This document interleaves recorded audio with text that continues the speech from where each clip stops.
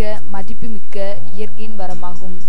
இது சுற்றுச்சூழலில் எல்லா உயிரினங்களுக்கும் தொடர்ந்து வாழ முக்கியமானதால் மனிதர்க்குரிய அடிப்படை தேவையான தண்ணீரை சரியான முறையில் கவனித்தால் மட்டுமே முன்னேற்றத்தின் தேவைகளை சந்திக்க முடியும்.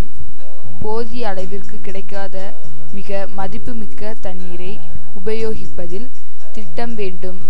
அத்துடன் சேமிப்பதிலும் செலவு செய்யும் அளவிலும் கவனம் செலுத்தி ஒன்றுபட்டு சுற்றுச்சூழலை பாதுகாத்து கொண்டால் மட்டுமே சமூக பொருளாதார தேவைகளை கவனிக்க இயலும். 21ஆம் நூற்றாண்டின் பெருகி வரும் மக்கள் தொகையின் தேவைகளை பூர்த்தி செய்ய இயற்கையின் வரமான தண்ணீரை சேமிப்பதிலும் உபயோகிப்பதிலும் நிர்வகிப்பதிலும் முயற்சிகள் முன்னேற்றப்பட வேண்டும். மூணாறில் தண்ணீர் எல்லா நேரத்திலும் எல்லா இடங்களிலும் சீராக கிடைப்பதில்லை.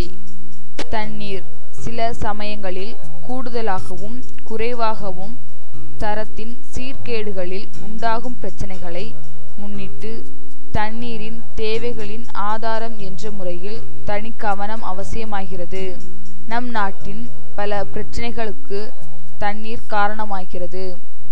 உண்மையில் இந்தியாவின் தண்ணீர் பற்றாக்குறை தற்சமயம் எளிதில் அறியக்கூடும். காரணம், மாநிலங்களுக்கிடையிலான தண்ணீர் எதிர்வழக்கு மேலும் மோசமான நிலையை அடைந்து அத்துடன் சமூக அரசியல் பிரச்சனைகளுக்கும் காரணமாகிறது. இயற்கையின் வரமான தண்ணீரை சில முன்னேற்றமடைந்த நாடுகளைப் போல் நாமும் பயன்படுத்துவதில்லை. காரணம், பொதுமக்களிடையே சரியான முறையில் தண்ணீர் உபயோகிப்பதில் விழிப்புணர்வு இல்லாமைதான். மனிதனுடைய எல்லா செயல்களிலும் நீர்வளம் முக்கிய பங்கு வகிக்கிறது. தண்ணீரை உபயோகிப்பதில் சரியான அறிவிப்பும் விழிப்புணர்வும் இல்லாமையின் காரணமாக தண்ணீரும் அத்துடன் பணமும் வீணாகுவது அடிக்கடி நிகழும் விளைவாக அமைகிறது. உலக அளவில் தண்ணீர் கிடைப்பதின் அளவு 1600 மில்லியன் குபிக் கிலோமீட்டர்.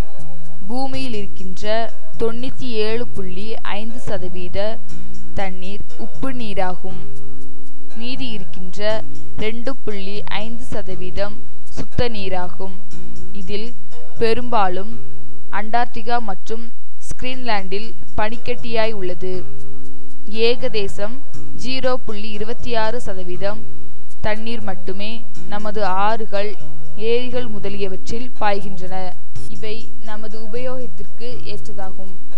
மூணாரை போன்று விவசாயத்திற்கும் குடும்ப தேவைகளுக்கும் மழைநீரை மட்டுமே முழுமையாக சார்ந்திருக்கக்கூடிய இடங்களுக்கு தண்ணீரை பாதுகாப்பது மிகவும் அவசியமாகும். இல்லாவிட்டால் வருங்காலங்களில் அண்டை மாநிலங்களைப் போன்று தண்ணீரை கடன் வாங்கும் நிலை ஏற்படக்கூடும்.